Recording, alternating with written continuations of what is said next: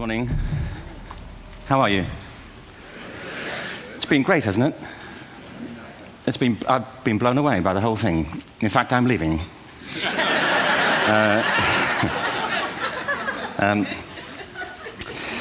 There have been three themes, haven't there, running through the conference, which are relevant to what I want to talk about. One is the extraordinary evidence of human creativity in all of the presentations that we've had and in all the people here. Just the variety of it and the range of it. The second is that it's put us in a place where we have no idea what's going to happen in terms of the future. No idea how this may play out. I have an interest in education. Actually, what I find is everybody has an interest in education. Don't you? I find this very interesting. If you're at a dinner party and you say you work in education, actually, you're not often at dinner parties, frankly, if you work in education. You're not asked, you know, and you're never asked back, curiously. That's I think that strikes me. But if you are, and you say to somebody, they say, what do you do? And you say, you work in education, you can see the blood run from their face. They think, oh my God, you know, why me? It's my one night out all week. But if you ask people about their education, they pin you to the wall. Because it's one of those things that goes deep with people. Am I right? Like religion and money and other things.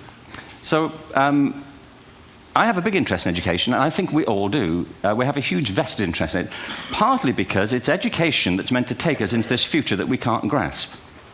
If you think of it, children starting school this year will be retiring in 2065. Nobody has a clue, despite all the expertise that's been on parade for the past 4 days, what the world will look like in 5 years' time. And yet we're meant to be educating them for it. So the unpredictability, I think, is extraordinary. And the third part of this is that we've all agreed, nonetheless, on the really extraordinary capacities that children have, their capacities for innovation. I mean, Serena last night was a marvel, wasn't she? Just seeing what she could do. And she's exceptional, but I think she's not, so to speak, exceptional in the whole of childhood.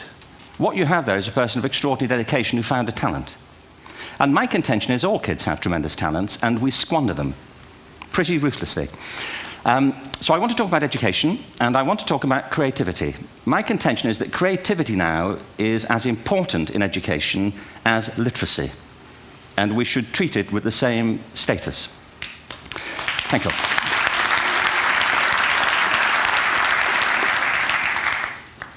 That was it, by the way. Thank you very much. So, 15 minutes left. Well, I was born... No, I had a great story recently, I love telling it, of a little girl who was in a drawing lesson. She was 6, and she was at the back drawing, and the teacher said this little girl hardly ever paid attention. And in this drawing lesson, she did. And the teacher was fascinated. She went over to her and she said, "What are you drawing?" And the girl said, "I'm drawing a picture of God." And the teacher said, "But nobody knows what God looks like." And the girl said, "They will in a minute."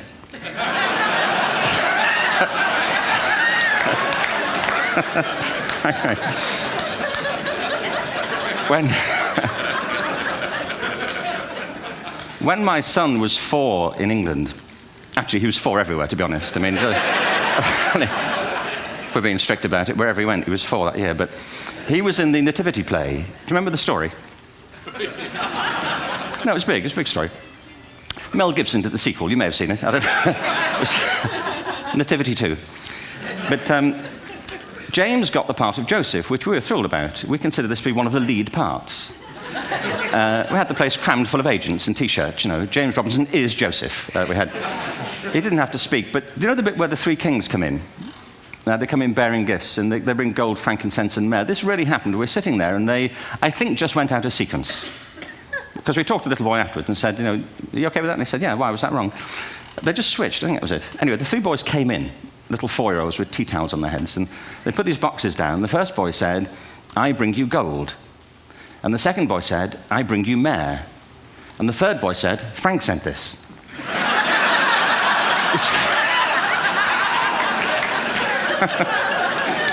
It's great.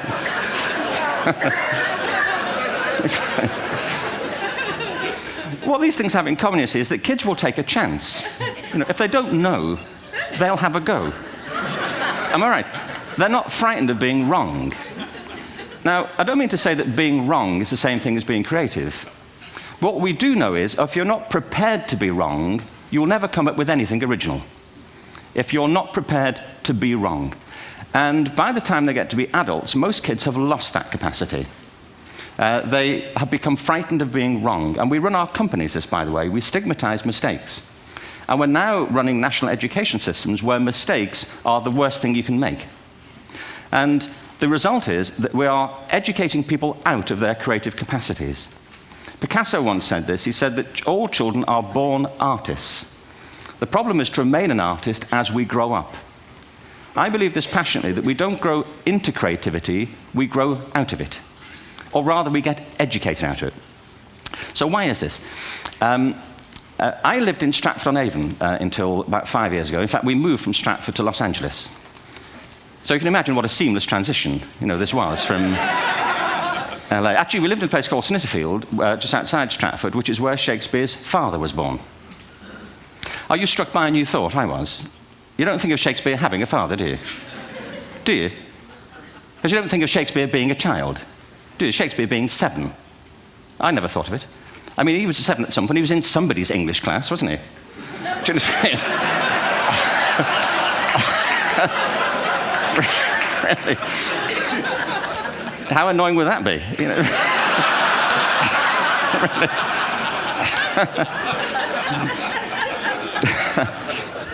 Must try harder.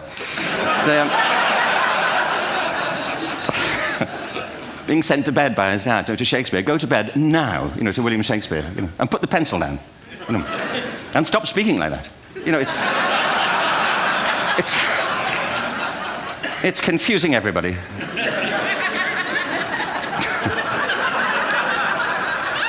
Anyway, we moved from Stratford to Los Angeles, and I just want to say a word about the transition. Actually, my son didn't want to come. I've got 2 kids. He's 21 now, and my daughter's 16. He didn't want to come to Los Angeles. He loved it, but he had a girlfriend in England. This was the love of his life, Sarah. He'd known her for a month.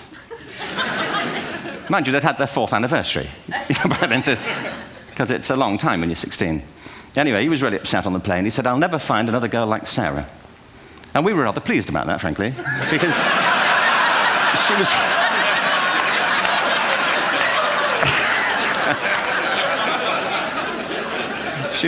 she was the main reason we were leaving the country.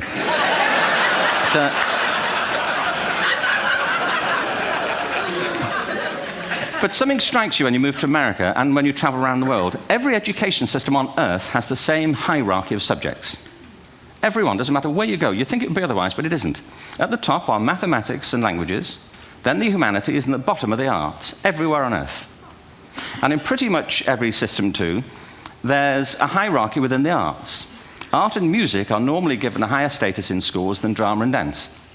There isn't an education system on the planet that teaches dance every day to children the way we teach them mathematics. Why?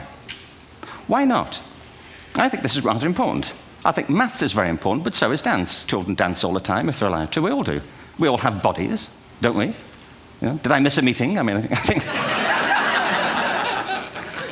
Truthfully, what happens is, as children grow up, we start to educate them progressively from the waist up. And then we focus on their heads, and slightly to one side.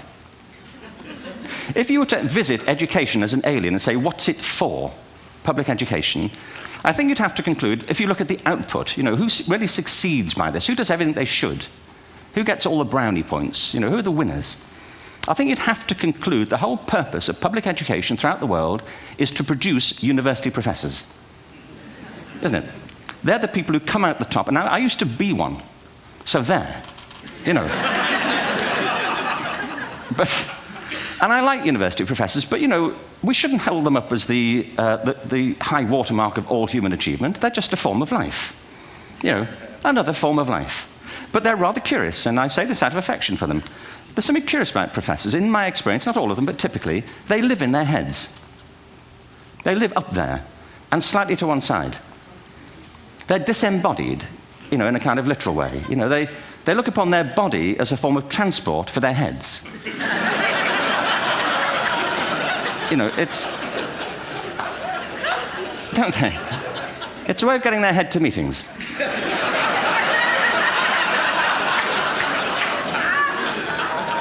If you want real evidence of out-of-body experiences, by the way, get yourself along to a residential conference for senior academics and pop into the discotheque on the final night. And there you will see it. Grown men and women writhing uncontrollably off the beat, waiting to it ends so they can go home and write a paper about it. Now, our education system is predicated on the idea of academic ability. And there's a reason. The whole system was invented around the world. There were no public systems of education really before the 19th century. They all came into being to meet the needs of industrialism. So the hierarchy is rooted on two ideas. Number one, that the most useful subjects for work are at the top. So you were probably steered benignly away from things at school when you were a kid, things you liked, on the grounds you would never get a job doing that. Is that right? Don't do music, you're not going to be a musician. Don't do art, you won't be an artist. Benign advice, now profoundly mistaken. The whole world is engulfed in a revolution. And the second is academic ability, which has really come to dominate our view of intelligence because the universities designed the system in their image. If you think of it, the whole system of public education around the world is a protracted process of university entrance. And the consequence is that many highly talented, brilliant, creative people think they're not, because the thing they were good at school wasn't valued or was actually stigmatized. And I think we can't afford to go on that way. In the next 30 years, according to UNESCO, more people worldwide will be graduating through education than since the beginning of history. More people. And it's the combination of all the things we've talked about, technology and its transformational effect on work, and demography and the huge explosion in population. Suddenly, degrees aren't worth anything. Isn't that true? When I was a student, if you had a degree, you had a job. If you didn't have a job, it's because you didn't want one. And I didn't want one, frankly. So, but now, kids with degrees are often heading home to carry on playing video games because you need an MA, where the previous job required a BA, and now you need a PhD for the other. It's a process of academic inflation, and it indicates the whole structure of education is shifting beneath our feet. We need to radically rethink our view of intelligence. We know three things about intelligence. One, it's diverse. We think about the world in all the ways that we experience it. We think visually, we think in sound, we think kinesthetically, we think in abstract terms, we think in movement. Secondly, intelligence is dynamic. If you look at the interactions of a human brain, as we heard yesterday from a number of presentations, intelligence is wonderfully interactive. The brain isn't divided into compartments. In fact, creativity, which I define as the process of having original ideas that have value, more often than not, comes about through the interaction of different disciplinary ways of seeing things. The brain is intentionally, by the way, there's a shaft of nerves that joins the two halves of the brain called the corpus callosum. It's thicker in women. Following on from Helen yesterday, I think this is probably why women are better at multitasking. Because you are. Aren't you? There's a raft of research, but I know it from my personal life. If my wife is cooking a meal at home, which is not often, thankfully, but if she's doing... No, she's good at some things. But if she's cooking, she's dealing with people on the phone, she's talking to the kids, she's painting the ceiling, she's doing open heart surgery over here.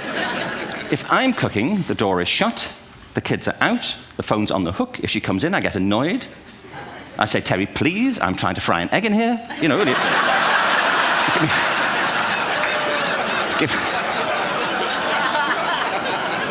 Give me a break. Actually, do you know that old philosophical thing? If a tree falls in a forest and nobody hears it, did it happen? Remember that old chestnut? I saw a great T-shirt recently which said, if a man speaks his mind in a forest and no woman hears him, is he still wrong?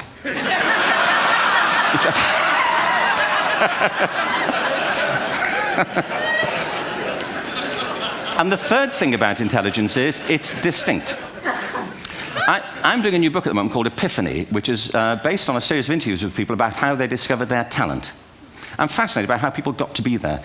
It's really prompted by a conversation I had with a wonderful woman who most people have never heard of. She's called Gillian Lynn. Have you heard of her? Some have. She's a choreographer, and everybody knows her work. She did Cats.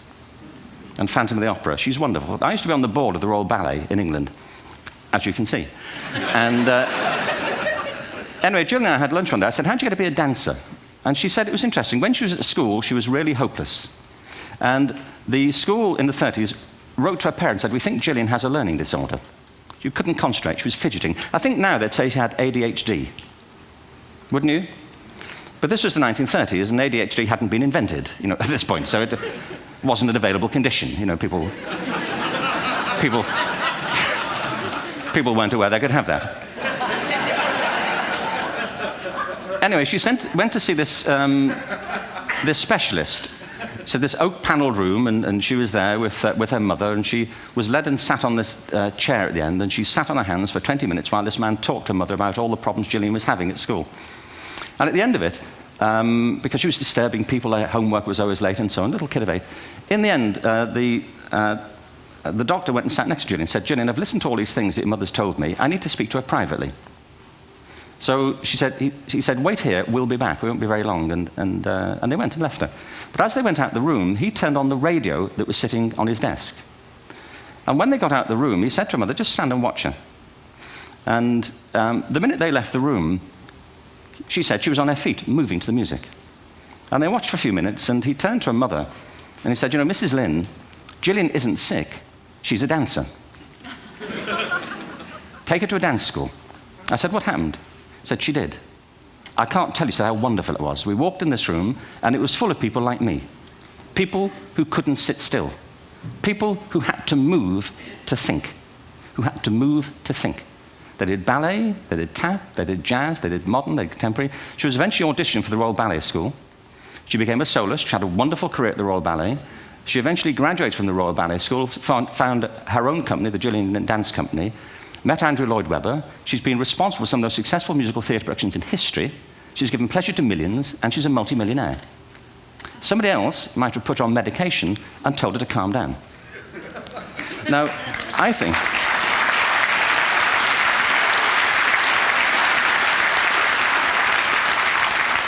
What I think it comes to is this. Al Gore spoke the other night about ecology and the revolution that was triggered by Rachel Carson. I believe our only hope for the future is to adopt a new conception of human ecology, one in which we start to reconstitute our conception of the richness of human capacity. Our education system has mined our minds in the way that we've strip-mined the earth for a particular commodity, and for the future, it won't serve us. We have to rethink the fundamental principles on which we're educating our children. There was a wonderful quote by Jonas Salk, who said, if all the insects were to disappear from the earth, within 50 years, all life on earth would end. If all human beings disappeared from the earth, within 50 years, all forms of life would flourish. And he's right. What TED celebrates is the gift of the human imagination.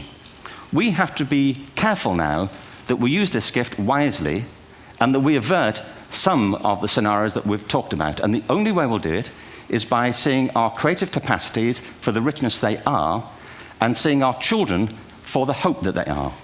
And our task is to educate their whole being so they can face this future. By the way, we may not see this future, but they will. And our job is to help them make something of it. Thank you very much. Bravo. Here, here.